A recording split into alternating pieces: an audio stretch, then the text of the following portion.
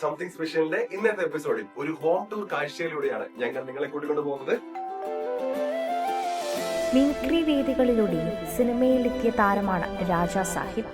Comedy can do anything. നമുക്ക് ഒരാളെ ചിരിപ്പിക്കാൻ കഴിയുന്ന തന്നെ ഏറ്റവും വലിയൊരു കാര്യമാണ്.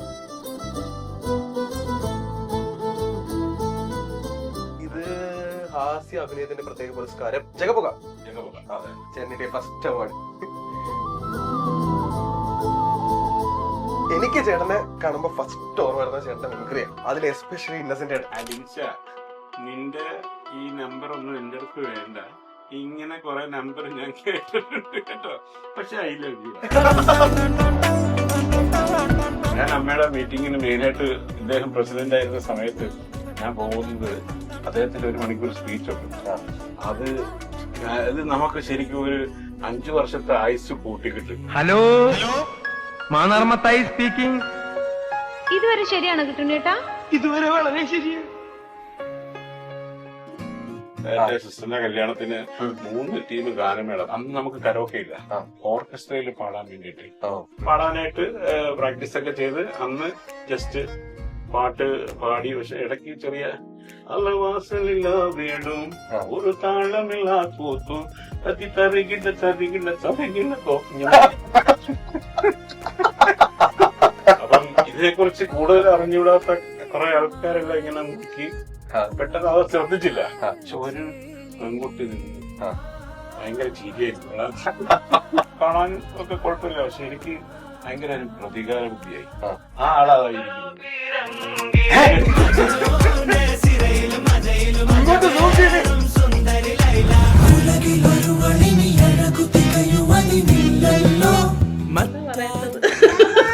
സത്യം പറഞ്ഞോ? അല്ല, കള്ളം പറയത്തില്ല, എന്തുണ്ടെങ്കിലും തുറന്നു പറയും. സത്യാട്ടാ. ഇനി നിങ്ങളുടെ കുട്ടികളുടെ പഠനത്തിനെ പറ്റി എന്തിന് ടെൻഷൻ അടിക്കണം? പാഠഭാഗങ്ങൾ അരച്ചു കലക്കി കുടിക്കും പോലുള്ള വിശദമായ നോട്ടുകളുമായി ഹാന സ്റ്റുഡൻസ് ഇന്ത്യയുടെ ഈ വർഷത്തെ അധ്യയന വർഷത്തിലേക്കുള്ള എല്ലാ ലക്കങ്ങളും റെഡിയായി കഴിഞ്ഞു. ഒട്ടും വൈകിക്കേണ്ട. ഹാന സ്റ്റുഡൻസ് ഇന്ത്യ ബുക്ക് ചെയ്യൂ. Welcome to my makers present something special. Something സ്പെഷ്യലിന്റെ ഇന്നത്തെ എപ്പിസോഡിൽ ഒരു ഹോം ടൂർ കാഴ്ചയിലൂടെയാണ് ഞങ്ങൾ നിങ്ങളെ കൂട്ടിക്കൊണ്ടു പോകുന്നത്. അപ്പോ ആരുടെ വീടാണ് എന്ന് നമുക്ക് നോക്കാം. കോളിംഗ് ബെൽ അടിക്കാൻ പോവാണേ. നമസ്കാരം. അങ്ങനെ ഫൈനലി നമ്മള് ചേട്ടൻ വീട്ടിലെത്തി. അതെ, ചേട്ടനെ നമുക്ക് ഇൻട്രോ പറയേണ്ട ആവശ്യമൊന്നുമില്ല. നമ്മുടെ സ്വന്തം ആർട്ടിസ്റ്റ് രാജാ സാഹിബ് ചേട്ടന്റെ വീട്ടിലാണ്. Thank you. ചേട്ടാ, അപ്പൊ ഇതാണ് നമ്മുടെ ഭവനം. അതെ അതെ, ഓക്കെ ചേട്ടാ, ഇതാണ് നമ്മുടെ ഭവനം. അതെ, അപ്പൊ ഇവിടെയാണ് ഷൂട്ട് ഇല്ലാത്ത സമയങ്ങളിൽ നമ്മൾ ചെലവഴിക്കുന്നത്. ഏറ്റവും കൂടുതലും കാര്യം കുറവാണല്ലോ ചേട്ടാ, അത്രയും സത്യസന്ധത വേണം നമുക്ക്. ഓക്കെ, ഇവിടെ ആരൊക്കെ ഉണ്ട് ശരിക്കും വീട്ടില്? ഇവിടെ എന്റെ ഒരേ ഒരു ഭാര്യ, പിന്നെ 2 മക്കള്, പിന്നെ അവളുടെ ഹസ്ബൻഡ്, മോളുടെ ഹസ്ബൻഡ് ഖത്തറിലാണ്. അവള് ഇപ്പം ഖത്തറിൽ നിന്ന് വന്നു. ആളിവിടെ ഉണ്ട്, മോളും ഉണ്ട്, അവളുടെ കുഞ്ഞുണ്ട്. ഈ നമ്മള് കേറി വരുമ്പോ തന്നെ കുറച്ച് ബലൂണും കേക്കും, ചേട്ടാ നമുക്ക് ഓൾറെഡി കുറച്ച് കേക്കൊക്കെ തന്നിട്ടുണ്ട്. ഒരു ചെറിയ വിശേഷം നടന്നിട്ടുണ്ടായിരുന്നു ഇവിടെ. അവളുടെ ബർത്ത്ഡേ ആയിരുന്നു. ബർത്ത്ഡേ ആണ് മോളുടെ അവൾക്ക് 2 വയസ്സായി. ഇങ്ങനെ അതിന്റെ ഇന്നലെ ആയിരുന്നു എന്റെ ഫംഗ്ഷൻ. ഓക്കെ, അപ്പൊ അതിന്റെ ആഘോഷത്തിന്റെ ഹാങ് ഓവർ ഒക്കെ കഴിഞ്ഞാൽ നിൽക്കാം.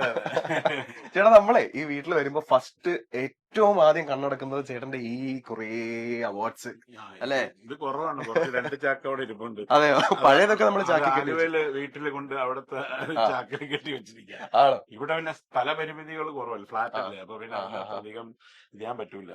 ഇതും പിന്നെ കുറച്ച് പോരാഞ്ഞിട്ട് അപ്പുറത്തെ മോന്റെ ബെഡ്റൂമിലേക്ക് എടുത്ത് വെച്ചിരിക്കുക.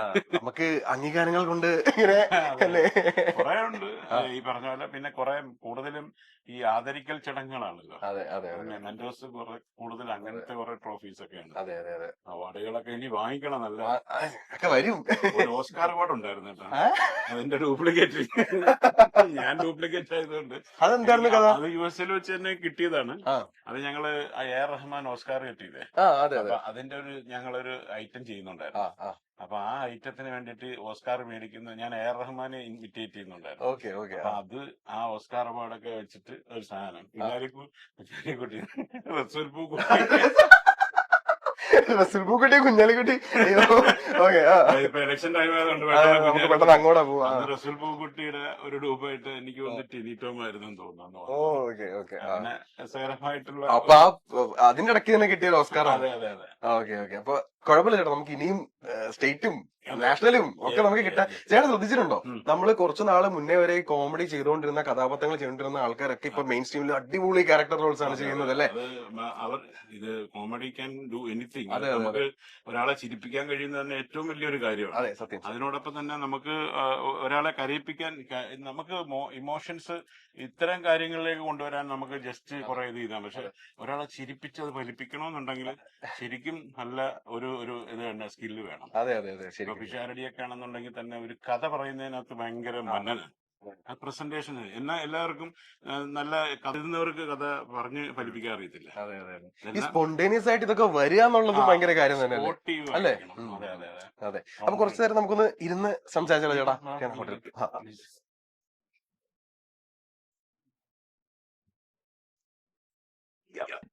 അപ്പൊ ചേട്ടാ സത്യം പറയാലോ, കയറി വരുമ്പോ തന്നെ ഭയങ്കര പോസിറ്റിവിറ്റി ആയിട്ടോ, നല്ല ലൈറ്റിങ്ങും ഇത്രയും അധികം അവാർഡ്സും ചേട്ടന്റെ അംഗീകാരങ്ങളും ചേട്ടനെ ആദരിച്ച ഇത്രയും അധികം ട്രോഫീസും ചേട്ടന് തന്നെ കുറെ പിക്ചേഴ്സ് ഒക്കെ ഉണ്ട് ഇവിടെ. പിന്നെ ഇടക്കിടക്ക് പിക്ചേഴ്സ് വെച്ച് കൊടുക്കാം, മാറിപ്പോലെന്ന് കൈമാറിക്കളയല്ലോ. ഓക്കെ, ഞാൻ ഒന്നും നോക്കുന്നില്ല, ഇടിച്ചങ്ങ് കേറുവാണ്. ചേട്ടൻ എന്നെ ഇടിക്കരുത്. ഓക്കെ. അപ്പൊ ചേട്ടാ, ഈ എന്താണ് ഈ ഏഞ്ചൽ എന്ന് പറയുന്നൊരു പരിപാടി? അതിന്റെ പിന്നിൽ എന്തെങ്കിലും കഥയുണ്ടോ? ഇതിന്റെ ഈ ഫ്ലാറ്റിന്റെ ഓണർ ചെയ്ത് വെച്ചേക്കുന്ന ലെൻസയുടെ കുഞ്ഞിനെ വെച്ച് നമ്മളായിട്ട് ബന്ധമില്ല, പക്ഷെ എവിടെ ഒരു ഏഞ്ചൽ ഉണ്ട്, ലെനിക്ക ഖെയ്ന. ഓക്കെ, ഭയങ്കര പേരൊക്കെയാണല്ലോ. എന്തോ ഒന്നുകൂടെ പറഞ്ഞേട്ടോ? ലെനിക്ക ഖെയ്ന. ലെനിക്ക ഖെയ്ന. മേഡ് ഇൻ ചൈനന്റെ ആയിരിക്കും. മേഡ് ഇൻ ഖത്തർ ഇവിടെ ആളുണ്ട്. ഞങ്ങളിവിടെ ഖത്തറിൽ നിന്ന് ആളിവിടെ വന്നപ്പോഴും പിന്നെ മോളുടെ ബർത്ത്ഡേ ആയിരുന്നു, ഞാൻ പറഞ്ഞില്ല. അതെ അതെ അതെ. അപ്പൊ ഞങ്ങൾ അങ്ങനെ ആഘോഷിച്ചിട്ടൊക്കെ ഇങ്ങനെ നിൽക്കുകയാണ്. സെയിം സാധനമാണ് ഇവിടെ ഉള്ളത്. നമ്മള് കണ്ടു. നമുക്ക് കുറച്ച് കഴിയുമ്പോ പൊക്കാം. ഏഞ്ചലാണ്. ഓക്കെ. ഈ ടോയ്സ് ഒക്കെ പിള്ളേരുടെ ആണോ ചേട്ടന്റെ ആണോ? എനിക്ക് അങ്ങനെ ടോയ്സ് ഇഷ്ടമാണ്, പക്ഷെ ഞാൻ തന്നെ അവിടെ കളിക്കേണ്ടി വരുന്നത്. അവിടെ കളിച്ചു വരുന്നതേ ഉള്ളൂ, ഓരോന്നോരോന്ന് പഠിപ്പിച്ചൊക്കെ എടുക്കുന്നേ, ട്രെയിനിങ് കൊടുത്തോണ്ട്. നമുക്ക് പിന്നെ പ്രായം കുറവായതുകൊണ്ട് ആ പ്രശ്നമില്ലല്ലോ. ഈ പെയിന്റിങ്സ് ഒക്കെ ആരാ ചേട്ടാ ചെയ്ത? ചേട്ടന്റെ ഫേസ് ഇതൊക്കെ എന്റെ പിന്നെ ഇത് ദുബായിലുള്ള ഒരുപാട് ആർട്ടിസ്റ്റുകളുടെയും സെലിബ്രിറ്റീസിന്റെ ഒക്കെ പെയിന്റിങ് സന്തോഷമുണ്ട്. സന്തോഷം എന്ന് പറഞ്ഞ ആള് ചെയ്തു തന്ന. പിന്നെ വേറെ കുറെ പെയിന്റിങ്സ് വെക്കാൻ സ്ഥലമില്ലാത്തതുകൊണ്ടേ ഇത് ഒരു ഷോറൂമിന്റെ ഉദ്ഘാടനത്തിന് അവിടെ ഉള്ളൊരു എന്താണ് ഒരു ആരാധകൻ ചെയ്തു തന്നത്. ഞാൻ തന്നെ വരയ്ക്കുന്ന ശരിയല്ല. ഒരു ആർട്ടിസ്റ്റ് എന്നുള്ള രീതിയിൽ നമുക്ക് കിട്ടുന്ന ഏറ്റവും വലിയൊരു കാര്യമാണ്. എവിടെ പോയാലും നമുക്ക് കുറച്ച് ഇതുപോലുള്ള സ്നേഹ സമ്മാനങ്ങൾ എല്ലാവരുടെ കയ്യിൽ നിന്ന് കിട്ടും. നമ്മള് ഇന്നത്തെ പോലെ ഒരുപാട് ഇതായിട്ടുള്ള എന്താണ് പിന്നെ റോങ് മെസ്സേജ് കൊടുക്കുന്ന കോമഡി അല്ലായിരുന്നു നമ്മൾ ചെയ്യുന്നത്. അത് എപ്പോഴും ഏറ്റവും നല്ല എന്നും മനസ്സിൽ കൊണ്ട് നടക്കാൻ പറ്റുന്ന തമാശകൾ. അത് വലിയ ഗുരുക്കന്മാരായിട്ടുള്ള ജഗതി ചേട്ടന്റെ ഒക്കെ കൂടെ അഭിനയിച്ച് പിടിച്ചു നിൽക്കാനൊക്കെ എന്ന് പറഞ്ഞാൽ വലിയ പാടുള്ള കാര്യമാണ്. അവരെ പോലുള്ള ആൾക്കാരുടെ കൂട്ടത്തിൽ നമുക്ക് കിട്ടിയിരിക്കുന്ന ഒരു ഗുരുത്വമാണ്. സത്യം പറഞ്ഞാൽ ഇന്നും നമ്മുടെ ഒരുപാട് എന്താ ചില ഇതിനകത്തൊക്കെ ട്രോള് കോമഡീസ് ഇതൊക്കെ വരുന്നില്ലേ, അതിനകത്തൊക്കെ നമ്മുടെ ക്ലിപ്പിംഗ്സ് വരുന്നുണ്ട്, മീംസ് വരുന്നുണ്ട്. അപ്പൊ അതൊക്കെ നമുക്ക് അഭിമാനപൂർവ്വം കാത്തു സൂക്ഷിക്കാം. അത് നമ്മൾ അന്ന് നല്ലത് ചെയ്താൽ ഈ കുറച്ച് റിട്ടയർ ലൈഫിൽ, ഇപ്പൊ റിട്ടയർമെന്റ് ആയിട്ടില്ലെങ്കിൽ പോലും ഈ സമയത്തൊക്കെ നമുക്കത് ഇടയ്ക്കിടയ്ക്ക് അപ്ഡേറ്റ് ചെയ്യും. ശരിയല്ലേ? നമ്മൾ ഇന്ന് ഒരു വാട്സാപ്പിനകത്തും ഇതിനകത്ത് റിയാക്ഷൻസ് ഒക്കെ നമ്മള് ആരൊക്കെയാണ് ഇന്നസെന്റ് ചേട്ടൻ, ജഗതി ചേട്ടൻ, ജാലേട്ടൻ, ഇങ്ങനെയുള്ളവരുടെ ഒക്കെ ചേട്ടന്മാരുടെ ഓരോരോ റിയാക്ഷൻസ് കോമഡികളാണ്. എത്ര പബ്ലിക് അതുപോലെ അങ്ങനത്തെ കുറെ രസകരമായിട്ടുള്ള സാധനങ്ങൾ, നിലനിൽക്കുന്ന കുറെ സാധനങ്ങൾ ചെയ്തിട്ടുണ്ട്.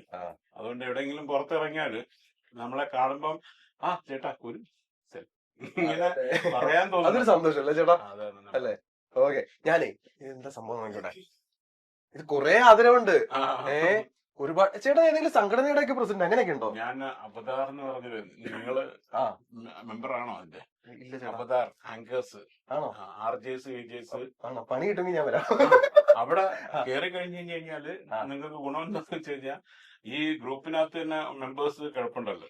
അപ്പൊ അവര് തന്നെ അങ്ങോട്ടും ഇങ്ങോട്ടും സമയമില്ലാത്തവർ അങ്ങോട്ടും ഇങ്ങോട്ടും സഹായിക്കുന്ന ഞാൻ കണ്ടിട്ടുണ്ട്. അപ്പൊ ഒരു ആങ്കറിനെ വേണം, അവിടെ ഒരു MC വേണം. ഇത് ഇങ്ങനെ ഇപ്പം ഒരുപാട് പേർക്ക് അതാണ് ഗുണം. മെമ്പർഷിപ്പ് എടുത്തു കഴിഞ്ഞാൽ ഗുണം നിങ്ങൾക്ക് അത് മുതലാവും. വലിയ പൈസ ഒന്നുമില്ല. ഞങ്ങളെ 2.5 ലക്ഷം രൂപ അമ്മയുടെ മെമ്പർഷിപ്പ് പോലൊന്നുമില്ല. ഇത് നിസ്സാരം. 1000 തുടങ്ങി ഇപ്പൊ 3000 ആക്കിയിട്ടുണ്ട്. ഞങ്ങൾ 5000 പോലും പോയില്ല. ഞാൻ പറഞ്ഞു നമ്മള് അഫോർഡബിൾ ആയിട്ട് ആങ്കേഴ്സ് നമ്മൾ തുടങ്ങിയ പണി ഇതായിരുന്നു, അവതാരകനായിരുന്നു. അപ്പൊ ഇങ്ങനെ ഇൻസ്പിറേഷൻ. അതുകൊണ്ട് ആ ഒരു രീതിയിൽ നമുക്ക് എന്താ പറയാ ഇങ്ങനെ ഒരു സംഘടന ഉണ്ടാക്കി രാഹുൽ ഈശ്വർ ഞങ്ങളെല്ലാരും കൂടെ ഒരു കാലഘട്ടത്തിൽ പ്ലാൻ ചെയ്തിട്ട് ഇങ്ങനെ തുടങ്ങിയ ഒരു സാധനം.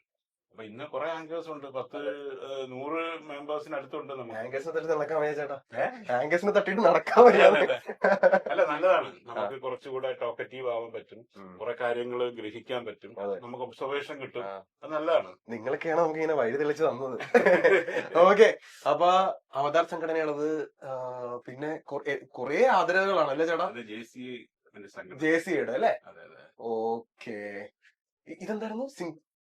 ഇത് ഇനാഗുറേഷൻസ്. ഓക്കെ ചേട്ടാ, ഞാൻ ഒരു കാര്യം ചോദിച്ചോട്ടെ, ഈ ഞാൻ വളരെ ഓപ്പൺ ആയിട്ട് ചേട്ടന്റെ അടുത്ത് ഫ്രണ്ട്ലി ആയിട്ട് ചോദിക്കട്ടെ, തോന്നരുത്. ഈ ചിലയിടത്തൊക്കെ പോകുമ്പോഴത്തേനുവേ നമുക്ക് പേയ്മെന്റ് ഇല്ല, ആദരവ് മാത്രമേ ഉള്ളൂ എന്ന് പറഞ്ഞ അവസ്ഥയൊക്കെ നമുക്ക് ഫേസ് ചെയ്യേണ്ടി വരില്ലേ? ചേട്ടൻ അതൊക്കെ എങ്ങനെ ഫേസ് ചെയ്യണം മനസ്സിന്റെ ഉള്ളിൽ? കാരണം നമ്മുടെ തീരുമാനിക്കും, നമ്മൾ ചോദിക്കും. നമുക്കിപ്പം നമ്മള് ബ്രെഡ് ആൻഡ് ബട്ടർ ആണല്ലോ. അപ്പൊ നമ്മള് ഇങ്ങനെ വിളിക്കുമ്പോ നമ്മൾ ചോദിക്കും, മോനെ വല്ല ഉണ്ടോടാ അവിടെ കഞ്ഞി കുടിക്കാനുള്ള വക ഉണ്ടോ എന്ന് ചോദിക്കും. അപ്പൊ പറയും ചേട്ടാ അത് പിന്നെ നമ്മൾ ദാരിദ്ര്യം കേട്ട് നമ്മള് ഒരു കുറച്ചു നേരം മനസ്സിനെ പാകപ്പെടുത്തും. പിന്നെ നമുക്ക് അന്ന് സമയം ഉണ്ടെങ്കിൽ മാക്സിമം ഞാൻ സഹകരിക്കും. കാര്യം ഈ ആൾക്കാർ ഇപ്പൊ നമുക്ക് നാളെ ഗുണം ചെയ്യില്ല എന്നൊന്നും ഇല്ലല്ലോ. നാളെ ഒരു സമയത്ത് അന്ന് ചെന്ന് ഒരു ഫ്രീ പരിപാടി നടത്തി കൊടുക്കുമ്പോഴത്തേക്ക് അതിലേതെങ്കിലും ഒരാൾ നമ്മുടെ അടുത്ത് പറയും ചേട്ടാ ഇങ്ങനെ അസോസിയേഷൻ ഉണ്ട്, ഒന്ന് വന്ന് ഇത്ര രൂപ ഉള്ളു ഞങ്ങളുടെ ബഡ്ജറ്റ് എന്ന് പറഞ്ഞു കഴിഞ്ഞാൽ നമ്മൾ ചെയ്തു കൊടുക്കും. അപ്പൊ കഴിയുന്നത് നമ്മൾ ആരെയും മുഷിപ്പിക്കാണ്ട് എല്ലാം നമ്മൾ ചെയ്ത് കൊടുക്കും. ഇതൊക്കെ കൂടുതലായി, അതുകൊണ്ടാണ് ആദരവുകളുടെ എണ്ണം ഭയങ്കര കൂടുതലാണെന്നുള്ളത്. ഓക്കെ, ആത്മനിർവാണ സ്പെഷ്യൽ ഗസ്റ്റ്. ഓ, എല്ലാം സ്പെഷ്യൽ ഗസ്റ്റ്, കുറെ പരിപാടിയുള്ളത്. ഓക്കെ. അമ്മയുടെ എന്തോ ഞാൻ കണ്ടു ഇവിടെ. അമ്മയുടെ അല്ലേ പറഞ്ഞ മറ്റേ ഇത്? ഓ, ഇത് ഹാസ്യ അഭിനയത്തിന്റെ പ്രത്യേക പുരസ്കാരം ജഗപുക. അതെ, അത് ആദ്യത്തെ ഇതാണ്. അതിന്റെ ചെറിയ ക്ലാവൊക്കെ കണ്ടാ തന്നെ ഇവിടെ. ഇത് ചെയ്യേണ്ട ഫസ്റ്റ് അവാർഡ്. അപ്പൊ ആദ്യത്തെ അവാർഡ് കണ്ടില്ലേ ഗൈസ്, ചേട്ടൻ ഫസ്റ്റ് അവാർഡ്. Okay, super. ചേട്ടാ, ചേട്ടന്റെ ഇത്രയും നാളത്തെ ഒരു കരിയർ, അല്ലെങ്കിൽ എനിക്ക് ചേട്ടനെ കാണുമ്പോ ഫസ്റ്റ് ഓർമ്മ വരുന്ന ചേട്ടന്റെ മിമിക്രിയാണ്. ഓക്കെ, അതിൽ എസ്പെഷ്യലി ഇന്നസെന്റ് ആയിട്ട് അത് ഒരുപാട് പേര് പറഞ്ഞാണ്, ഒരുപാട് സ്ഥലത്ത് ചെയ്തതാണ്. ഏറ്റവും വലിയ ഗുണം എന്ന് വെച്ചാല് നമ്മള് ഈ അവതരിപ്പിച്ച ആൾക്കാരോടൊപ്പം നമുക്ക് എന്താണ് നമുക്ക് സഞ്ചരിക്കാനും അവരോടൊപ്പം സഹകരിക്കാനും അവരോടൊപ്പം അവരുടെയും നമ്മുടെയും ഇടയ്ക്കൊരു നല്ല സോഷ്യൽ ബോണ്ടിങ് ഉണ്ടാവാനും ഒക്കെ നമുക്ക് ഭയങ്കര ഗുണം ചെയ്തു.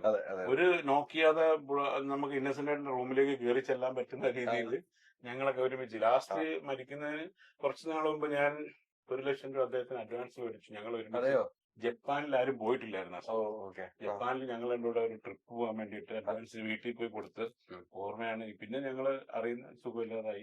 പിന്നെ കുറെ അതിന്റെ ഇടയ്ക്ക് ചെറിയ ചെറിയ പരിപാടികളൊക്കെ പോയി. ഭയങ്കര വിഷമമാണ് നമുക്ക്. ഞാനിപ്പം പലപ്പോഴും ഇന്നസെന്റ് ഏട്ടന്റെ സൗണ്ട് ഇമിറ്റേറ്റ് ചെയ്യാൻ പറയുമ്പോഴും എനിക്ക് മനസ്സിലാ ഒരു പുള്ളിക്കാരനാ കുടുംബമായിട്ടും നല്ല ഒരു ബോണ്ടിങ് ആയിരുന്നു. മോനൊക്കെ ആയിട്ട് പുള്ളി MD ആയിരിക്കുന്ന സമയത്തൊക്കെ സൗദിയിലേക്ക് പോകാൻ വേണ്ടിട്ട് ഡിപ്ലോമാറ്റിക് പാസ്പോർട്ടാണല്ലോ. അപ്പൊ അതൊക്കെ മേടിച്ചു കൊടുക്കുന്നതിനും ഇതൊക്കെ വിളിച്ചിങ്ങനെ ഇടയ്ക്കിടയ്ക്ക് ഫ്രീ ആയിട്ടിരിക്കുന്ന സമയത്തൊക്കെ വിളിക്കും. നമ്മള് മോനെ വർക്കുണ്ടോടാ, സുഖാണോ എന്നൊക്കെ. നല്ലൊരു മനുഷ്യനായിരുന്നു അദ്ദേഹം. ഒരുപാട് പേര് പറഞ്ഞു കേട്ടിട്ടുണ്ട്. പോസിറ്റീവ് ആ ഒരു നിമിഷം അസുഖത്തിലൂടെ പോകുമ്പോഴും. അതെ, ഞാൻ അമ്മയുടെ മീറ്റിങ്ങിന് മെയിനായിട്ട് ഇദ്ദേഹം പ്രസിഡന്റ് ആയിരുന്ന സമയത്ത് ഞാൻ പോകുന്നത് അദ്ദേഹത്തിന്റെ 1 മണിക്കൂർ സ്പീച്ച് ഉണ്ട്. അത് നമുക്ക് ശരിക്കും ഒരു 5 വർഷത്തെ ആയുസ് കൂട്ടിക്കിട്ടും. അത് മമ്മൂക്ക പോലും അത് ഞങ്ങളുടെ അടുത്ത് വന്നിരുന്നിട്ടാണ് പുള്ളി ഇതുപോലെ പുള്ളിയുടെ ആ ഒരു കോമഡി പ്രസംഗം കേൾക്കണം. ഇങ്ങനെ നമ്മുടെ ചീക്സ് ഒക്കെ വേദന എടുക്കും. അതുപോലെ ഇങ്ങനെ ഭയങ്കര പോസിറ്റീവായിട്ട് ഇങ്ങനെ ചെയ്ത് അടുത്ത സൗണ്ട് കാരണം നമുക്ക് ഈ അടുത്ത തമാശ കേൾക്കാൻ പറ്റത്തില്ല. ആ കയ്യടി ബഹളവും അമ്മയിലെ മെമ്പേഴ്സ് എല്ലാവരും ഉണ്ടാവും. അപ്പൊ അത് ഇലക്ഷനിൽ നിന്ന് തൊട്ട് കഥകളൊക്കെ പറയുന്നത് നമുക്ക് സത്യം പറഞ്ഞു കഴിഞ്ഞാല് അതാണ് അദ്ദേഹത്തിന്റെ ആ ഒരു ക്യാൻസറിനെ അതിജീവിച്ച് അദ്ദേഹം തിരിച്ചു വന്നിട്ട് പിന്നെ കൊറോണ ആണ് പുള്ളിനെ പിടിച്ചത്. അതാ നമുക്കൊന്നും പറയാൻ പറ്റില്ല. അത്രയും വലിയൊരു അസുഖം പുള്ളി അതിജീവിച്ച് വന്നു. വളരെ പോസിറ്റീവായിട്ട് അതിനെ ഫേസ് ചെയ്തിട്ട് നമുക്ക് ഇന്നസെന്റ് ഏട്ടനെ മനസ്സിൽ ധ്യാനിച്ചുകൊണ്ട് ഓർമ്മിച്ചുകൊണ്ട് നമുക്ക് ഒരു ചെറിയ പെർഫോമൻസ് നമ്മുടെ പ്രേക്ഷകർക്ക് വേണ്ടിയിട്ട്. ഓ തീർച്ചയായിട്ടും. മോനെ അലൻസറെ അലിൻഷ, നിന്റെ ഈ നമ്പർ ഒന്നും എന്റെ അടുത്ത് വേണ്ട. ഇങ്ങനെ കുറെ നമ്പർ ഞാൻ കേട്ടിട്ടുണ്ട് കേട്ടോ. പക്ഷെ ഐ ലവ് യു.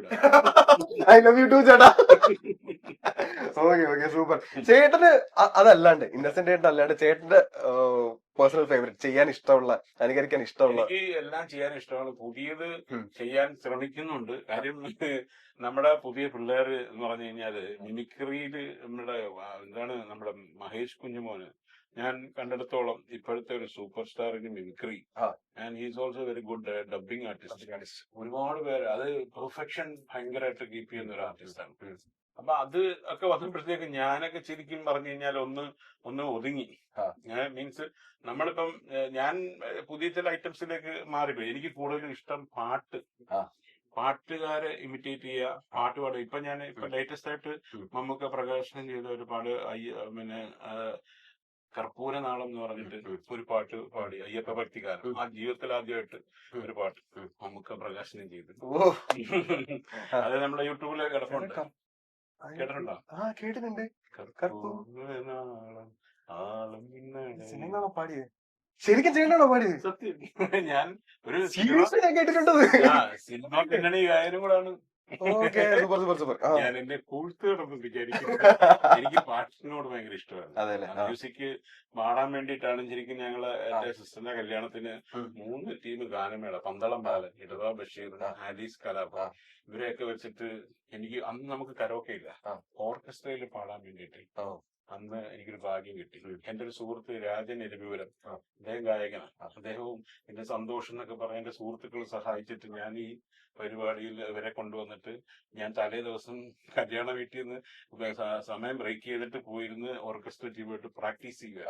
എന്നിട്ട് വീട്ടിലേക്ക് വാസപ്പടി വേണം ആ പാട്ടൊക്കെ പഠിച്ച്. കാര്യം അതിനകത്ത് കുറച്ച് സാധനങ്ങളുണ്ട്. താങ്കളത്തെ തരികിടത്തെ തലാങ്കതൊക്കെ തകരവിതകൾ, താങ്കളത്തെ തരികിടത്തെ തലാങ്കതൊക്കെ താങ്കളത്തെ തരികിടത്തെ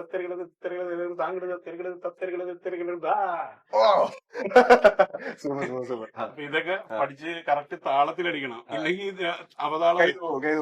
ഇത് രണ്ടും കൂടെ മിക്സ് ചെയ്തിട്ട് പാടാനായിട്ട് പ്രാക്ടീസ് ഒക്കെ ചെയ്ത് അന്ന് ജസ്റ്റ് പാട്ട് പാടി. പക്ഷെ ഇടയ്ക്ക് ചെറിയ അലവാസലില്ല വേണ്ടും ഒരു താളമില്ലാ കൂത്തും തത്തി തറികില്ല തറികില്ല തറികില്ല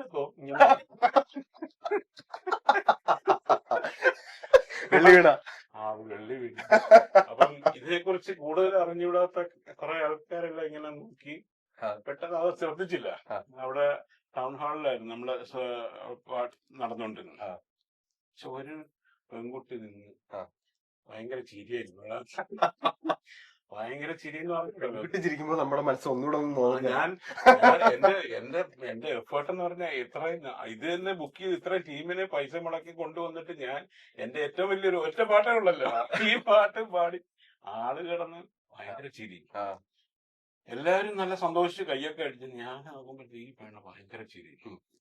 കാണാനും ഒക്കെ കുഴപ്പമില്ല. പക്ഷെ എനിക്ക് ഭയങ്കര ഒരു പ്രതികാര ബുദ്ധിയായി. അപ്പൊ എന്തെങ്കിലും എനിക്കത് ചെയ്ത് കവർ ചെയ്യണം. ചെയ്യണമെന്ന് വിചാരിച്ചു. ആ ആളായിരിക്കുന്നു. ഇങ്ങോട്ട് സൂം ചെയ്തേ. ചിരിച്ച പെൺകുട്ടിയാണോ ഇത്താ? സീരിയസ് ആയിട്ട് ജീവിതകാലം മൊത്തം ചിരിച്ചിട്ട് ഇപ്പൊ എന്നും പാട്ടിട്ട് ചിരിക്കുകയാണെന്നാണ് ഞാൻ കേട്ടത്. അവള് ഭയങ്കര ഇഷ്ടമാണ് പാട്ട് ഭയങ്കരമായിട്ട്. എന്റെ ഡാഡിയുടെ സിസ്റ്ററിന്റെ മോളാ മുറപ്പെണ്ണ. അതാണല്ലോ അന്ന് അവിടെ വന്നത്. അങ്ങനെ റാണിന്ന് പേര്, സുനിത ഒഫീഷ്യൽ നെയിം. അപ്പൊ ഈ കക്ഷി അവിടെ നിന്ന് ചിരിച്ച് ഇത് എഴുതി. പിന്നെ ഇയാളെ നമ്മൾ ഇങ്ങനെ കൂട്ടിക്കൊണ്ടു വന്നു. എന്ന് വെച്ചാൽ കല്യാണം എന്റെ ഡാഡിയുടെ സിസ്റ്ററായിട്ടൊരു കമ്മിറ്റ് ഉണ്ടായിരുന്നു.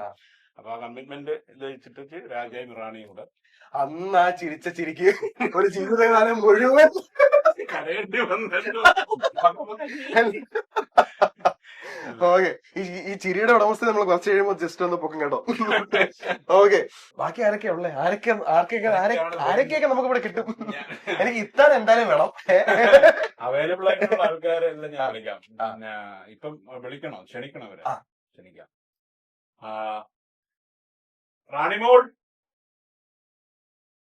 മോൻ അന്ന് ആ സ്റ്റേജിന്റെ പിന്നിൽ നിന്ന് ആ ചിരി സമ്മാനിച്ച ആ സുന്ദരി അല്ലേ? വിളിക്കേണ്ടി വരും തോന്നുന്നു. പേര് പറഞ്ഞു കൊടുത്തേ അവിടെ നോക്കിട്ട്. ഹായ് പറ, ഹായ് പറഞ്ഞേ. Hi hi hello hello. Okay, എന്തായാലും ആളുടെ പേര് ഗുഡ് ഗേൾ. ഒരു മോഡ് എനിക്ക് എനിക്ക് കിട്ടോ?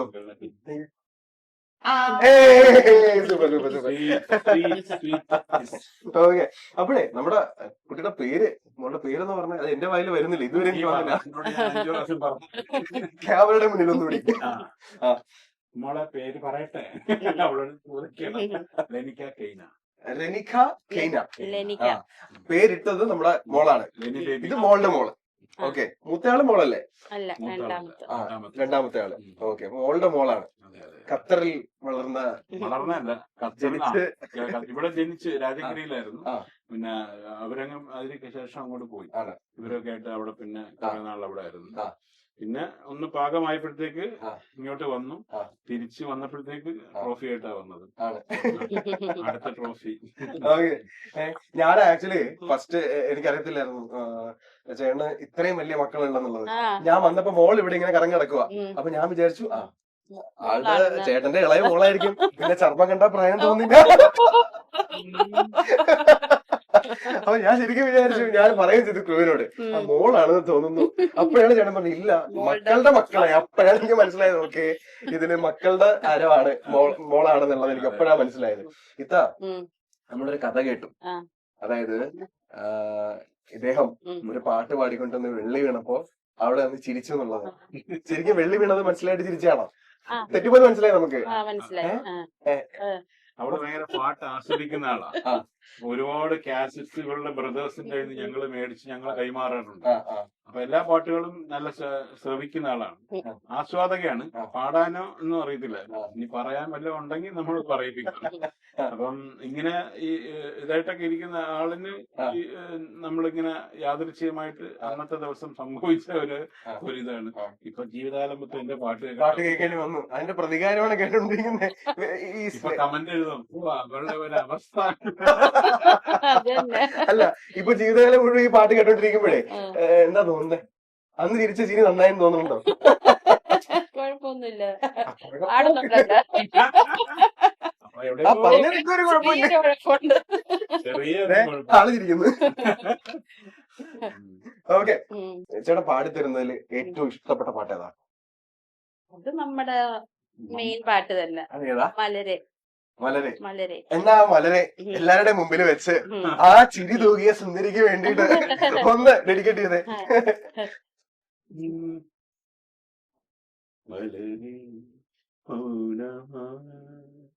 மௌனமே வேதமா மலர்கள் பேசுமா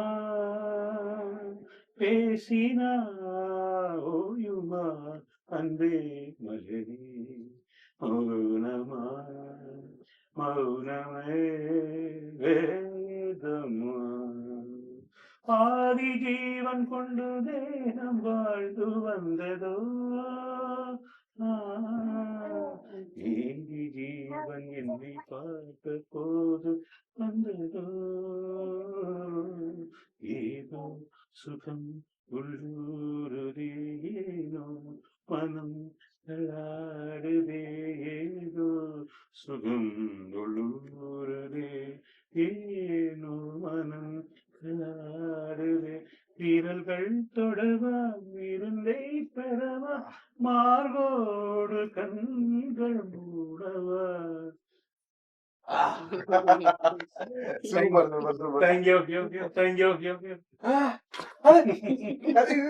നമ്മുടെ ടെക്നിക്കല്ലാട്ടോ. തൊണ്ടേന്ന് തന്നെ വരുന്ന നമ്മളെ എക്കോ ഇട്ട് കൊടുത്തില്ല. എക്കോയിൽ പാട്ട് പാടാൻ പറ്റുമോ? പാടിയിട്ടുണ്ട്. ഞാൻ അത് അങ്ങനെ ഒരു സാധനം കേട്ടിട്ടുണ്ട്. ഗാനമേള ഉടൻ തന്നെ ആരംഭിക്കുന്നതാണ്. ആദ്യമായി അലൻസ് ഷായ്ക്ക് വേണ്ടിയിട്ട് ഓരോരോ ഗാനം ആലപിക്കട്ടെ. Mustafa Mustafa Kahan Consultant Mustafa. Hey. Day by day, what day by nam day by day. കൂടാതെ ഷിപ്പേ friendship Mustafa, don't worry, Mustafa. Kahan Consultant Mustafa. Thank you. ഇത് നമുക്കേ മ്യൂസിക്കും വേണ്ട ഒന്നും വേണ്ട, ചേട്ടനെ കൊണ്ട് നിർത്തുക. ഡിലേ, മിക്സർ, എക്കോ, ഈ പറഞ്ഞ എല്ലാ സുഖം തൊട്ടേന്നെ ഒരു തരുന്നുള്ള. അടിപൊളിയാണ്. സൂപ്പർ. കൈയെടുക്കണം. ഇത് വെച്ചിട്ട് അമേരിക്കയിലേക്ക് ഒരു ട്രിപ്പ് ആദ്യമായിട്ട് കയറിപ്പോയി. നമ്മള് വാട്ട് ഈസ് മിമിക്രി എന്ന് ചോദിച്ചപ്പോഴത്തേക്കും നമ്മള് ഈ സാധനം കാണിച്ചു കൊടുത്തപ്പോ തന്നെ നീ കാണിച്ച അതേ എക്സൈറ്റ്മെന്റ് ഷോക്ക് ആയിപ്പോയി. അവസാനം എന്നെ അവര് ബുള്ളറ്റ് പ്രൂഫ് ക്ലാസിന്റെ അവിടെ അപ്പുറപ്പുറം ഇന്റർവ്യൂ കോൺസുലേറ്റില് എന്നെ അകത്ത് കൊണ്ടുപോയിട്ട് ഉള്ളത് തന്നെയാണ്. ഇനി വേറെ എന്തെങ്കിലും വെച്ചിട്ടുണ്ടോ? ഞാൻ വേങ്ങി. ഓക്കെ, അപ്പൊ ഇതാ നമ്മൾ അത്യാവശ്യം വീട്ടില് സഹായിക്കാറൊക്കെ ഉണ്ടല്ലോ. ഇല്ലാത്ത കാര്യം എന്താ അദ്ദേഹത്തിന്? ഇല്ലാത്ത അയ്യോ, അത് മിക്കവാറും എന്റെ എക്സ്പ്രഷൻസ് പെട്ടെന്ന് മാറുന്ന പണ്ടുണ്ടായിരുന്നു, ഇപ്പം കുറഞ്ഞിട്ടുണ്ട്. പണ്ട് ഞാൻ ഇപ്പോഴും എനിക്കങ്ങനെ ദേഷ്യപ്പെടുന്ന ഇഷ്ടമല്ല. എനിക്കങ്ങനെ വെറുതെ എന്തെങ്കിലുമൊക്കെ പറഞ്ഞ് എനിക്ക് ഒരു ബുദ്ധിമുട്ടുണ്ടാവും. അപ്പൊ ഞാൻ പറഞ്ഞു അങ്ങനെ വേണ്ട. അങ്ങനെ വേണ്ട. ഒരുപാട് മെരുക്കി എടുത്തില്ലേ? പണ്ട് വലിയ ദേഷ്യക്കാരനായിരുന്നു. ഇപ്പൊ അതില്ല. എന്നാലും ഇടയ്ക്ക് ആ ഒരു ദേഷ്യം വരുമ്പോ ഞാൻ പറയേ ഞാനൊരു രണ്ട് മൂന്നാല് പേര് തല്ലൊക്കെ കൊടുത്തിട്ടുണ്ടോ? തമ്പാനൂർ പോലീസ് സ്റ്റേഷന്റെ അടുത്തൊക്കെ ഒരു ഡയറക്ടറിനെ ഓടിച്ചിട്ട് അവർ മിസ്റ്റർ കേരള ഒക്കെ എന്നെ ഇടിക്കാൻ വന്നു. അങ്ങനെ ഒരു വീരസാഹസ ന്യൂ തിയേറ്ററിന്റെ അടുത്ത് പന്തളംപാലിന്റെ ട്രൂപ്പിലായിരുന്ന സംഭവം. ഞങ്ങളുടെ നാട്ടിൽ അത് വേറൊന്നുമല്ല, ന്യായമായ കാര്യത്തിൽ എനിക്ക് ഈ കള്ളത്തരം കാണിക്കുന്ന ഇഷ്ടമല്ലാത്തത് കൊണ്ട് കുട്ടിക്കാലം മുതൽ തന്നെ നമ്മൾ അങ്ങനെ ഒരു ഇത് വന്നപ്പോഴത്തേക്ക് എനിക്ക് ഞങ്ങളുടെ നാട്ടിൽ വന്ന് TV ദൂരദർശനിൽ, അന്ന് ദൂരദർശനൊക്കെയാണ് ഭയങ്കര സംഭവം. ദൂരദർശനിലേക്ക് ഒരു പരിപാടിക്ക് പങ്കെടുപ്പിക്കാന്ന് പറഞ്ഞ് കുറെ പേരുടെ 250 രൂപ, അന്നത്തെ 250 രൂപ വെച്ച് ഒരു പയ്യൻ പിള്ളേരുടെ, ഞങ്ങളുടെ യുവചേതന ക്ലബ് ഉണ്ടായിരുന്നു, ക്ലബിലെ പിള്ളേരുടെ നിന്നൊക്കെ പൈസ മേടിച്ചുകൊണ്ട് ഒരാള്, പേരൊന്നും ഞാൻ പറയുന്നില്ല, ഡയറക്ടറാണെന്ന് പറഞ്ഞിട്ട് ഒരാൾ അവിടെ നിന്ന് ഇങ്ങനെ കൊണ്ടുപോയ സമയത്ത് ഇയാളെ ഞാൻ പിന്നീട് കാണുന്ന ഒരു വേറൊരു സിറ്റുവേഷനിലായിരുന്നു. അപ്പം ഈ പിള്ളേരെ എന്റെ കൂട്ടുകാരൻ ഉൾപ്പെടെ അവിടെ പോയിട്ടുണ്ട്, എന്റെ കളി കൂട്ടുകാരൻ കുറച്ച്. അവിടെ ചെന്ന കാട്ടാക്കട എന്ന് പറഞ്ഞ സ്ഥലത്തായിരുന്നു. അവിടെ ഒരു ബാല ട്രൂപ്പിന്റെ ഒരു കടമുറിക്കകത്ത് ഇവരെല്ലാം കൊണ്ട് കിടത്തി. ഇവിടെ അവര് കൊച്ചു പിള്ളേരിടത്തൊക്കെ വളരെ മോശമായ രീതിയിൽ ഇന്നൊക്കെയാണ് അവനെ അകത്താണ്. ആ രീതിയിൽ എന്തോ പെരുമാറുന്ന കണ്ടപ്പം ഈവൻ എന്റെ അടുത്ത് പറഞ്ഞ് ഇതുപോലെ വിളിച്ചപ്പോഴത്തേക്ക് ഇങ്ങനെ പോയപ്പോഴത്തേക്ക് അളിയാ ഇങ്ങനെ സംഭവം ഉണ്ടായി, ഒരു ഫ്രോഡുകളാന്നൊക്കെ പറഞ്ഞു. പിന്നീട് ഞാൻ ഇവനെ ട്രിവാൻഡ്രത്ത് പന്തളംപാലിന്റെ ട്രൂപ്പിൽ വർഷങ്ങൾക്ക് ശേഷം കണ്ടു. അപ്പൊ ഞാൻ പറഞ്ഞ അവനെ ബസ് സ്റ്റാൻഡിന്റെ അടുത്ത് വെച്ച്, അല്ല സോറി, തമ്പാനൂർ പോലീസ് സ്റ്റേഷന്റെ അടുത്ത് വെച്ചിട്ട് ഇങ്ങനെ കാണുന്നു. പിന്നീട് ഞാൻ പറഞ്ഞു പിള്ളേരുടെയൊക്കെ പറ്റിക്കൊണ്ട് പൈസ എന്തെങ്കിലും വെച്ചു, അത് അവന്മാരെന്നെ ഒന്ന് ചീത്ത വിളിക്കുന്നത്. അപ്പൊ എനിക്ക് അത് പൈസ തിരിച്ചു കൊടുക്കണം, പൈസ താന്ന് പറഞ്ഞിട്ട് ഞാൻ പോക്കറ്റിൽ ഇങ്ങനെ പിടിച്ച് പരിശോധിച്ചു നോക്കി. അപ്പൊ ഇയാളുടെ ലൈസൻസും എന്തൊക്കെയോ സാധനങ്ങൾ, തിരിച്ചറിയൽ കാർഡൊക്കെ. ഞാൻ പറഞ്ഞു ഇതെല്ലാം ഇരിക്കട്ടെ, ഇയാള് നേരെ അവിടെ കൊണ്ട് തന്നാ മതി പറഞ്ഞു. കണ്ടാ പരതന്നെ പോലെ ഇരിക്കുക ഡയറക്ടറിന്റെ കോലത്തില്. ഞാനിപ്പോ ഇത് പറഞ്ഞപ്പോഴത്തേക്ക് ഇയാളൊന്ന് ഭയങ്കരമായിട്ട് അയ്യോ രാജസാഹിബായിരുന്നു, ഇയാളൊന്ന് ഭയങ്കര ഗ്ലാമറായി പോയല്ലോ എന്നൊക്കെ പറഞ്ഞ് എനിക്ക് ഭയങ്കര ഒന്ന് പതപ്പിച്ചു. ഞാൻ പറഞ്ഞു അത് കയ്യിരുന്നാ മതി, പിള്ളേരുടെ പൈസ എല്ലാം കൂടെ ചേർത്ത് എത്ര എമൗണ്ട് എന്ന് അത് കറക്റ്റ് ആയിട്ട് എനിക്ക് കൊണ്ട് തരണം. ഞാൻ ഇന്ന ആ ന്യൂ തിയേറ്ററിന്റെ അടുത്തുള്ള വിനായക ടൂറിസ്റ്റ് റൂമിൽ ഉണ്ടാവുമല്ലോ, ഇയാള് വന്നപ്പോഴത്തേക്ക് പൈസ മേടിക്കൂടെ. എനിക്ക് ചീത്ത കേൾക്കുന്ന ഇഷ്ടമല്ലാത്തതുകൊണ്ട്, ചീത്ത പറയുന്നത് ആദ്യമായിട്ട് ഇങ്ങനെ ഒരാള് മുഖത്ത് നോക്കി പറയുമ്പോൾ എനിക്ക് ഭയങ്കരമായിട്ട് ഞാൻ ഒറ്റ അടി കവാലം കുറ്റി കൂട്ടി. മറ്റന്മാരെന്നെ ഇടിക്കാൻ വന്ന ഞാൻ അവിടെ ഇരുന്ന കസേര, അവിടെ ഈ ടൂറിസ്റ്റ് ഹോം, അവിടെ നിന്ന് ബസ്സുകൾ ബാംഗ്ലൂരൊക്കെ പോകുന്നുണ്ട്, അവിടെ നിന്നിട്ട് ഈ സാധനങ്ങൾ കസേരയൊക്കെ അവിടെ ഇരുന്നൊക്കെ എടുത്ത് ഇന്നലെ അട്ടിച്ച്. അവിടുന്ന് ആ മാനേജർ പറഞ്ഞു ഇവിടെ ആളൊന്ന് അടി ഉണ്ടാക്കാൻ പറ്റത്തില്ല, ഒരു പോകുന്നൊക്കെ പറഞ്ഞിട്ട് ഞാൻ പുറത്തോട്ട് ഇറങ്ങി. ഇവരെ അങ്ങോട്ട് തിയേറ്ററിന്റെ അങ്ങോട്ട് ഇറങ്ങി. എന്റെ പൊന്നെ, എനിക്ക് എന്തൊക്കെ, എനിക്ക് ഹാലിളകി കഴിഞ്ഞാൽ വേറൊരു, ഞാൻ അവിടെ ഇരുന്ന ബസ്സിന് അടവെച്ചിരുന്ന ഒരു പാറ കഷ്ണം എടുത്തിട്ടുണ്ട് മിസ്റ്റർ കേരളയുടെ മുതുകത്ത് ഇടിയും കൊടുത്ത് ഓടി കഷ്ടപ്പെട്ട് ബിൽഡ് ചെയ്ത മസിലൊക്കെ ഇടിച്ചുടച്ച് അവരിങ്ങനെ ഓടി തൂങ്ങി കിടന്ന് ഓടി ഈ മസിൽ മാത്രമേ ഉള്ളായിരുന്നു, മനസ്സും കൂടെ വേണം ഈ ചില കാര്യങ്ങൾ പ്രവർത്തിക്കാനായിട്ട്. അപ്പൊ പൊതുവെ ഈ മസിൽമാൻമാരെല്ലാരും ലോലന്മാരാണ് ഉള്ളുകൊണ്ട്. അവർക്ക് കറക്റ്റ് സമയത്ത് പ്രോട്ടീൻ കയറണം, ദുർബലന്മാര്. അങ്ങനെ ആ ഒരു സന്ദർഭം. പിന്നെ എന്നെ പരിപാടിക്ക് പന്തളമാരുടെ പ്രോഗ്രാമിന് സ്റ്റേജിൽ കയറിയ നിന്റെ കാല് വെട്ടും, നീ തിരുവനന്തപുരത്ത് കാല് വെട്ടിയ കാല് വെട്ടും, അതാണ് ടി കുറെ.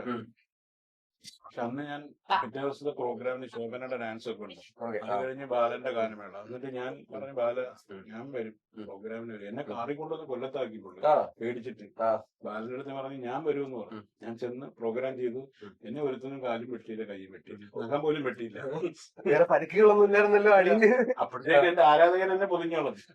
എന്റെ അതാണ് ദൈവം തന്ന നമ്മുടെ കഴിവ് കണ്ട് ഞാൻ ആ പ്രോഗ്രാം ചെയ്ത് കഴിഞ്ഞപ്പോഴത്തേക്ക് ഈ ചുറ്റും നിൽക്കുന്ന ആരാധകരങ്ങ് ശരിക്കും നമ്മളെ ഭയങ്കരമായിട്ട്. അന്ന് ഈ ഫാൻസ് അസോസിയേഷൻ ഉണ്ടായിരുന്നു, എനിക്ക് ഒരു ലോഡ് ആൾക്കാരുണ്ടായിരുന്നു. നമ്മള് വീടൊക്കെ ഒന്ന് ചുറ്റി കണ്ടു, കിച്ചൺ ഒഴിച്ച്. ഞാൻ കിച്ചണിൽ പിന്നെ കേറിയില്ല, വെറുതെ ഇത്തവണ ആ ഒരു പ്രോപ്പർട്ടി ഞാൻ തൽക്കാലം ഞാൻ അങ്ങ് ഒഴിവാക്കി. അപ്പോ ഒരുപാട് സന്തോഷമുണ്ട് കേട്ടോ നിങ്ങളുടെ അടുത്ത് സംസാരിച്ച്. ഭയങ്കര പോസിറ്റീവായിട്ടുള്ള ഒരു ഫാമിലി എന്നാണ് നമുക്ക് തോന്നുന്നത്. ആൻഡ് കലാ കുടുംബമാണ്. ഇവരൊക്കെ സിനിമയിലൊക്കെ മുഖം കാണിച്ച ആൾക്കാരാണ്. അതിന്റെ വിശേഷം ഒന്ന് പറഞ്ഞ ചേട്ടാ കേക്കട്ടെ. അവരോട് തന്നെ ചോദിച്ചോ. മുഹമ്മദ് സിദ്ദിഖ് ചേട്ടന്റെ ഇളയ മൂത്ത മകൻ. എന്റെ ഇളയതാണ്. ഓക്കെ ശരി ഓക്കെ. പറയൂ, നമ്മള് ഗുലുമാലിലൊന്ന് മുഖം കാണിച്ചിട്ടുണ്ട്. ഒരു ആർട്ടിസ്റ്റും കൂടിയാണ്. അതിന്റെ വിശേഷങ്ങൾ ഗുൽമാലിൽ അഭിനയിച്ചിട്ടുണ്ട്. പിന്നെ ഇമ്മാനുവൽ നമ്മുടെ ഫഹദ് ഫാസിലിന്റെ ഇമ്മാനുവൽ, ലാൽ ജോസ് അതിലത് അഭിനയിച്ചിട്ടുണ്ട്. അതിന്റെ ഒരു കോമഡി ഞാൻ പറഞ്ഞുതരാം. അവിടെ രസകരമായിട്ട് അനുഭവമാണ്. അവിടെ ഈ ഷൂട്ടിങ്ങിന് പോയപ്പോഴേ കൊച്ചിലെ ഇവനെ വേറൊരു ടൈപ്പ് ആറ്റിറ്റ്യൂഡൊക്കെ ആയിരുന്നു. ആള് ഈ സ്പൈഡർമാൻ, സൂപ്പർമാൻ, ബാറ്റ്മാൻ ഒക്കെ ആയിരുന്നു പുള്ളിയുടെ തലയ്ക്കകത്ത് മൊത്തം. മൈക്കിൾ ജാക്സൺ ഒക്കെ സൂപ്പർ ഹീറോ ആയിരുന്നു, അവരുടെ സൂപ്പർ ഹീറോസ്. അപ്പൊ ഇയാൾക്ക് പിന്നെ അവിടെ ഷൂട്ടിംഗ് നടക്കുന്ന ലൊക്കേഷനിൽ പോയിരുന്നപ്പോ ഗെയിം കളിച്ചോണ്ടിരിക്കുവായിരുന്നു. ഗെയിം കളിച്ചുകൊണ്ടിരുന്നപ്പോഴത്തേക്ക് പെട്ടെന്ന് മമ്മൂക്ക കയറി വന്നു. മമ്മൂക്ക കയറിയപ്പോ ഞങ്ങൾ എല്ലാരും അവിടെ നിന്ന് എല്ലാവരും വയസ്സായിട്ടുള്ള ആൾക്കാർ ഉൾപ്പെടെ പെട്ടെന്ന് മനുഷ്യന്റെ ഓറ കണ്ടു കഴിഞ്ഞാൽ അറിയാമല്ലോ, എല്ലാവരും തന്നെ പൊങ്ങി പോകും. അങ്ങനെ വന്നപ്പോഴത്തേക്ക് പെട്ടെന്ന് ഒരാൾ മാത്രം കാലിനെ കരിപ്പിച്ചിട്ട് ഈസി ചെയറിൽ ഇങ്ങനെ ഒന്ന് ഗെയിം കളിച്ചോണ്ടിരിക്കുക. അപ്പോഴത്തേക്ക് മമ്മൂക്ക ഇയാളെ ഇങ്ങനെ ജസ്റ്റ് നോക്കിയിട്ട് അങ്ങോട്ട് പോയപ്പോഴത്തേക്ക് ലാൽ ജോസ് ഡയറക്ടറിനെ വിളിച്ചു, ആരത്? അപ്പം പിന്നെ ലാൽ ജോസ്, അത് നമ്മുടെ രാജാ സാഹിബിന്റെ മോനാണ്, ഇതിനകത്ത് അഭിനയിക്കാൻ വേണ്ടി വന്നതാണ്. അവനാരാ? മമ്മൂട്ടിയാണ്. അവനാരാ? മമ്മൂട്ടിയാണ്. കാവ്യനാഥനൊക്കെ അവിടെ ഇരിപ്പുണ്ടായിരുന്നു ഇവരെ കാണാൻ. എല്ലാരും കൂടെ ഒരു ചിരിയെ കൂടി ചിരിച്ചിട്ടേ പെട്ടെന്ന് ഇവൻ അത് മൈൻഡ് ചെയ്തില്ല. പിന്നെ മമ്മൂക്കയുടെ ഷോട്ടിനിടയിൽ ഇവന്റെ അടുത്ത് മുഖത്ത് നോക്കി, മര്യാദക്ക് ഡയലോഗ് പറയടാ, ഇവനെ പേടിപ്പിച്ച്.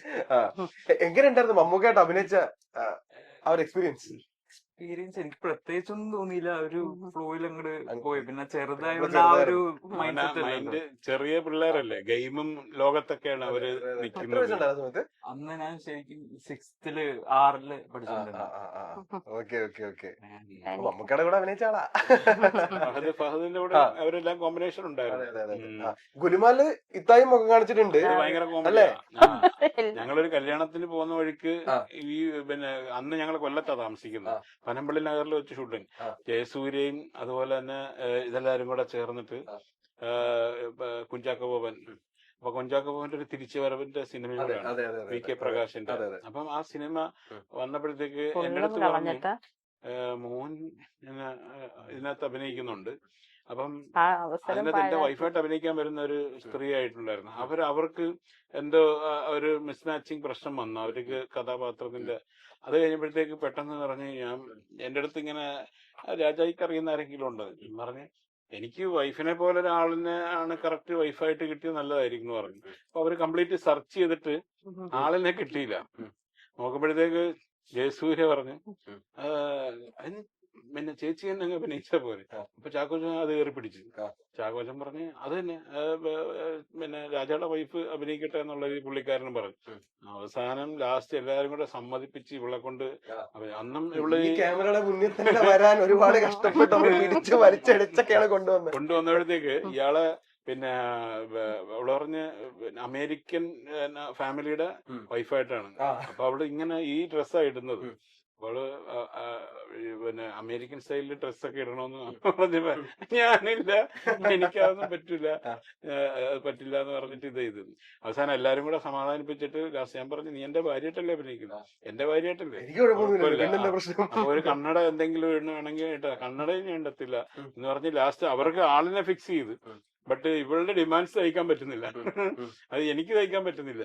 പക്ഷെ അവര് ഇവളെ ഫസ്റ്റ് ഈ ക്യാമറ ഉണ്ടല്ലോ, ഗുലുമാലിന്റെ ക്യാമറ മലയാള സിനിമാ ചരിത്രത്തിൽ ആദ്യമായിട്ട് ക്യാമറ വുമൺ വരുന്നത്. അപ്പം ഫസ്റ്റ് ഷോട്ട് ഇവളുടെ മുഖത്താണ്. ആ വുമൺ ആദ്യത്തെ വുമൺ എടുക്കുന്നു. ചരിത്രത്തിന്റെ ഭാഗമാണ്. ചരിത്രത്തിന്റെ ഭാഗമാണ്. ഞാൻ പറഞ്ഞു ഈ പടം എല്ലാം പൊട്ടിപ്പോയാ പൊന്നു മോളെ, ഞാനും ഔട്ട് നീ ഔട്ട്.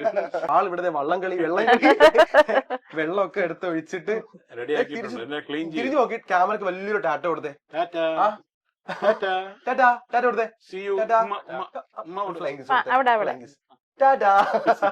അപ്പൊ ഓക്കെ, എല്ലാവർക്കും thank you so much. Thank you. Okay, എല്ലാവർക്കും നന്ദി. Thank you.